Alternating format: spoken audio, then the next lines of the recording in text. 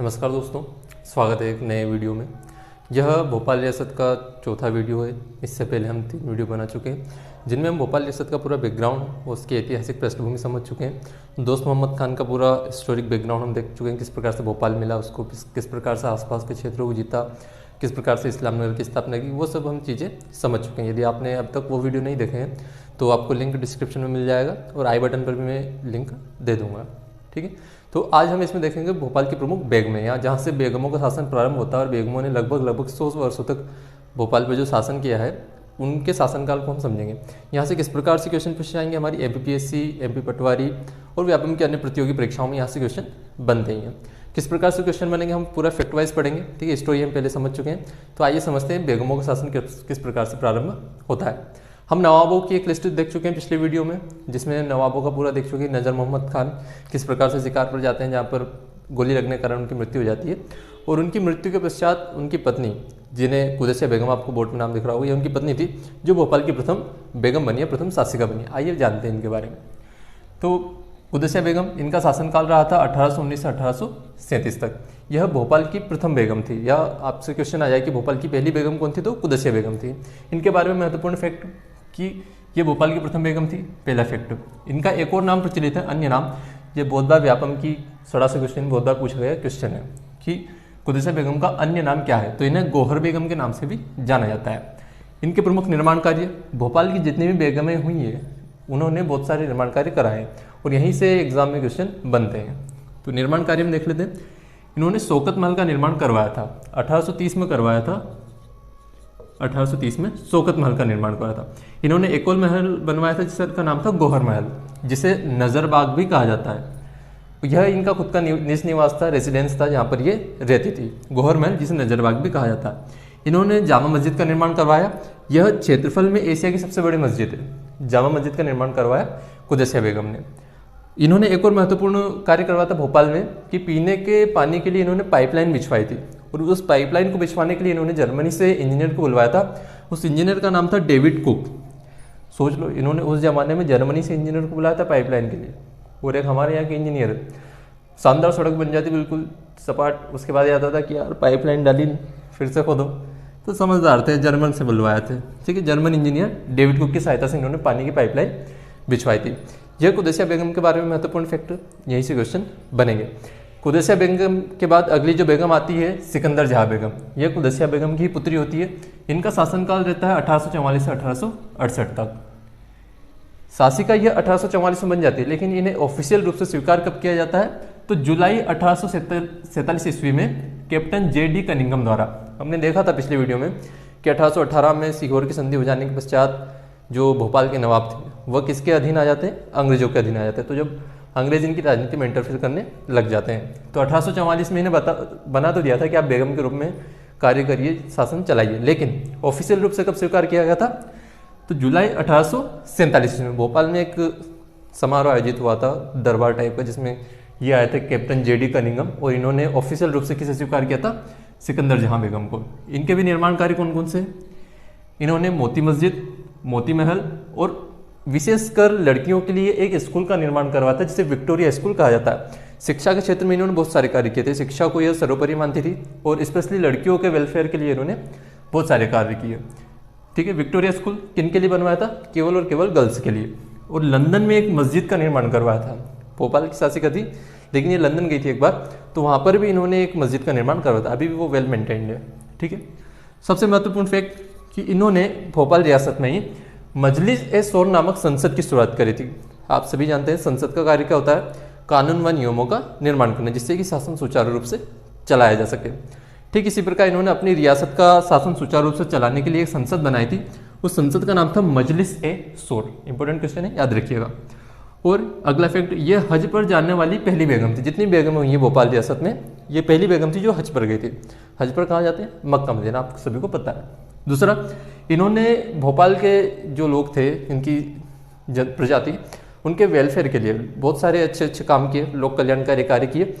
इस कारण इनके शासनकाल को भोपाल रियासत का स्वर्णकाल कहा जाता है। भोपाल रियासत का स्वर्णकाल पूछा जा सकता है क्वेश्चन कि भोपाल रियासत की किस बेगम के शासनकाल को भोपाल रियासत का स्वर्णकाल कहा जा सकता है, तो वो सिकंदर जहां बेगम। ये था सिकंदर जहां बेगम के बारे में महत्वपूर्ण फैक्ट। इनके बाद जो अगली बेगम आती है वह इन्हीं की पुत्री रहती है शाहजहां बेगम, जिनका शासनकाल रहता है 1868 से 1901, 1868 से 1901 तक। इनके बारे में थोड़ा सा आप कंसेप्ट याद रख लीजिए कि नाम शाहजहां बेगम है। इन्होंने जो मुगल शासक हुआ था शाहजहां, उसको कॉपी करने का थोड़ा थोड़ा प्रयास किया था कि जिस प्रकार शाहजहां ने बहुत सारे जो आर्किटेक्चर्स बनवाए, बहुत सारे स्मारक बनवाए, निर्माण कार्य करवाए, उसी की तर्ज पर ये चलना चाह रहे थे कि मैं भी बहुत सारे निर्माण कार्य कराऊं। ठीक है, इस कलम में इन्होंने बहुत सारे निर्माण कार्य भी करवाए थे। हमारे लिए जो महत्वपूर्ण है हम वही याद रखेंगे। जैसे पहला रंगमहल, इन्होंने रंगमहल का निर्माण करवाया था, और रंगमहल को भोपाल का ताजमहल कहा जाता है। इन्होंने ताजमहल नाम रख दिया था। वर्तमान में आपको ताजमहल ही नाम देखने को मिलता है, रंगमहल नहीं दिखता है। इन्होंने अंग्रेज रेजिडेंट, हमने देखा था कि अंग्रेजों की अधीनता स्वीकार कर ली थी, तो अब जो अंग्रेज लोग थे इनकी जो शासन सत्ता थी उसमें दखल अंदाजी करते थे। एक तरीके से एक एजेंट भेजते थे हमारा अंग्रेजों का कि आप जाइए और इनका देखिए आंतरिक मैटर जो भी है।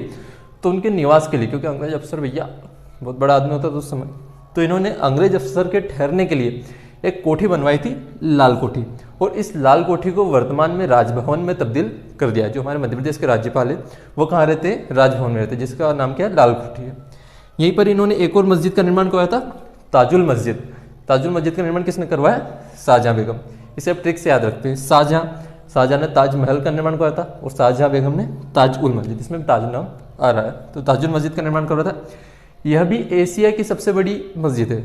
अब आपका खोपड़ा खराब हो रहा है सर, ये भी एशिया की सबसे बड़ी मस्जिद, ये भी एशिया की सबसे बड़ी मस्जिद। तो भाई साहब ये क्षेत्रफल के मामले में सबसे बड़ी मस्जिद है, और यह बैठक क्षमता जो सीटिंग कैपेसिटी है उसके अनुसार में सबसे बड़ी मस्जिद है ताजुल मस्जिद। शाहजहां बेगम के बाद भोपाल की अगली बेगम बनती है सुल्तान जहां बेगम। यह शाहजहां बेगम की पुत्री होती है। आइए इनके बारे में कुछ महत्वपूर्ण फैक्ट जानते हैं। इनका समयकाल रहा 1901 से 1926 तक। इनके दो प्रमुख नाम प्रचलित है। पहला है, सबसे महत्वपूर्ण है, इन्हें काई खुसरो जहां बेगम भी कहा जाता है, काई खुसरो जहां बेगम। और इन्होंने अपनी प्रजा के लिए, अपने भोपाल रियासत के जो लोग थे उनके लिए बहुत सारे अच्छे अच्छे कार्य किए, लोक कल्याणकारी कार्य किए। इस कारण भोपाल की जो प्रजा थी, लोग थे, जनता थी, उन्होंने इन्हें एक उपाधि दी थी, सरकार अम्मा। तो इन्हें सरकार अम्मा के नाम से भी जाना जाता है। इनके प्रमुख निर्माण कार्य, बहुत सारे निर्माण कार्य किए थे। जो महत्वपूर्ण है कि इन्होंने राज्य संग्रहालय का निर्माण करवाया था, जिसे एडवर्ड म्यूजियम कहा जाता है, और 1901 में इसका निर्माण करवाया था, राज्य संग्रहालय या एडवर्ड म्यूजियम। इन्होंने भोपाल में ही नूर उस सभा नामक एक महल बनवाया था, जिसे वर्तमान में होटल में परिवर्तित कर दिया गया। लाहौर में इन्होंने एक मीटिंग हॉल बनवाया था। भारत पाकिस्तान उस समय अलग अलग नहीं हुए थे और पाकिस्तान इनका आना जाना होता था, तो लाहौर में इन्होंने एक मीटिंग हॉल का निर्माण करवाया था। टीकाकरण को प्रोत्साहित किया था, जो वैक्सीनेशन होती भैया, कोरोना का टीका सभी को लगा होगा, तो उस प्रकार जो उस समय की जो बीमारियां थी बचने के लिए, उनसे बचने के लिए इन्होंने टीकाकरण को बहुत ज़्यादा प्रमोट किया, प्रोत्साहित किया। और प्रोत्साहन करने के चरण में ही इन्होंने एक अस्पताल बनाया था, जिसे सुल्तानी अस्पताल के नाम से जाना जाता है, आज भी भोपाल में देख सकते हैं। और यह अलीगढ़ मुस्लिम विश्वविद्यालय की चांसलर रही है। महत्वपूर्ण फैक्ट याद रखिएगा कि निम्न में से भोपाल की कौन सी बेगम अलीगढ़ मुस्लिम विश्वविद्यालय की चांसलर रही है? तो सुल्तान जहां बेगम। ये सुल्तान जहां बेगम के बारे में महत्वपूर्ण फैक्ट थे। सुल्तान जहां बेगम के बाद में जो भोपाल के अगले शासक या अगले नवाब बनते हैं, वह इनके पुत्र नवाब हमीदुल्लाह खान साहब बनते हैं। आइए इनके बारे में महत्वपूर्ण फैक्ट जानते हैं। नवाब हमीदुल्लाह खान, पहला फैक्ट तो कि ये भोपाल के आखिरी नवाब थे या लास्ट नवाब थे। इनके बाद भोपाल में कोई नवाब नहीं बने। इनका समयकाल था 1926 से 1949 तक। ज़्यादा निर्माण कार्य कोई नहीं, इनके ज़्यादा याद नहीं रखना, प्रमुख फैक्ट है जो हम याद रखेंगे। जैसे सुल्तान जहां बेगम ने इन्हें इफ्खार उल मुल्क की उपाधि दी थी। इफ्खार उल मुल्क का हिंदी मतलब होता है देश का गौरव, समझ, देश का गौरव, इतनी बड़ी उपाधि दी थी। बताया जाता है कि हमीदुल्लाह खान साहब ने बहुत अच्छे अच्छे कार्य किए थे भोपाल रियासत में। तो इनकी जो माता जी थी सुल्तान जहां बेगम ने इनके उपाधि दे दी थी इफ्खार उल मुल्क की। इन्हें चैम्बर ऑफ प्रिंस अथवा नरेंद्र मंडल का चांसलर चुना गया। नरेंद्र मंडल क्या था? उस समय जो हमारे भारत देश था, अंग्रेजों का गुलाम था, वो जो संविधान बनने की प्रक्रिया चल रही थी, उसी में जो देसी रजवाड़े थे, रियासतें थी, उनके जो राजकुमार थे, उनकी एक समिति बनाई गई थी, ग्रुप बनाई गई थी, और उस ग्रुप का नाम रख दिया गया था नरेंद्र मंडल। यह नरेंद्र मंडल संविधान सभा में या जहाँ कहीं भी मीटिंग होती थी, वहाँ पर जो रियासत के जो राजकुमार थे उनका प्रतिनिधित्व करती थी, एक तरह से उनकी प्रतिनिधि थी नरेंद्र मंडल। तो इन्हें नरेंद्र मंडल का चांसलर चुना गया। अब चांसलर चुने जाने के बाद जो गोलमेज सम्मेलन आयोजित हुए थे लंदन में, तो इन्होंने प्रथम गोलमेज सम्मेलन 1930 और द्वितीय गोलमेज सम्मेलन 1931 में भाग लिया था। किसकी तरफ से? नरेंद्र मंडल की तरफ से। कौन कौन से? प्रथम गोलमेज सम्मेलन और द्वितीय गोलमेज सम्मेलन में भाग लिया था। 30 अप्रैल 1949 को विलय पत्र पर हस्ताक्षर कर लिए गए। देखिए, आप सभी को स्टोरी पता होगी कि भोपाल रियासत जो थी वो भारतीय संघ में शामिल होने वाली अंतिम रियासत थी। ठीक है, ये पहले भारत में शामिल होना नहीं चाहते थे, ये स्वतंत्र रहना चाहते थे। बाद में इनका मूड बना कि नहीं, हम पाकिस्तान में शामिल होंगे, क्योंकि जो मोहम्मद अली जिन्ना थे वो हमीदुल्ला खान के अच्छे मित्र थे, अच्छे संबंध थे भैया, साथ में डिनर विनर करते थे। तो इन्होंने उनको लालच दिया कि आप पाकिस्तान में शामिल हो जाइए, हम आपको सरकार में एक उच्च पद देंगे। तो ये पाकिस्तान में शामिल होना चाहते, लेकिन हमारे भारत के बिस्मार्क सरदार वल्लभ भाई पटेल लौह पुरुष की वजह से यह संभव हो पाया है कि आज भोपाल रियासत हमारे भारतीय संघ में शामिल है।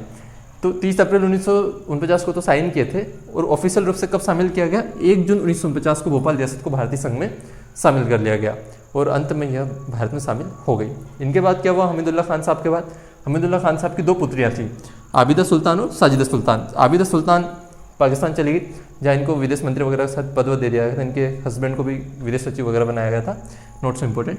और दूसरी पुत्री थी साजिदा सुल्तान, ये भारत में रुक गई थी। इन्हें कुछ समय के लिए फिर बेगम बनाया गया, लेकिन जब इंदिरा गांधी ने प्रिवी पर्स जो था वो समाप्त किया, उसके बाद इनका महत्व समाप्त हो गया। साजिदा सुल्तान के पुत्र थे मंसूर अली खान पटौदी। इन्होंने शादी करी थी शर्मिला टैगोर से, और शर्मिला टैगोर से पुत्र प्राप्त हुआ सैफ अली खान। आई होप कि आपको जानकारी अच्छी लगी होगी। जानकारी अच्छी लगी हो तो चैनल को सब्सक्राइब जरूर करें, वीडियो को लाइक करें, और बने रहिए ऐसे ही आगे वीडियो जानने के लिए। Thank you so much.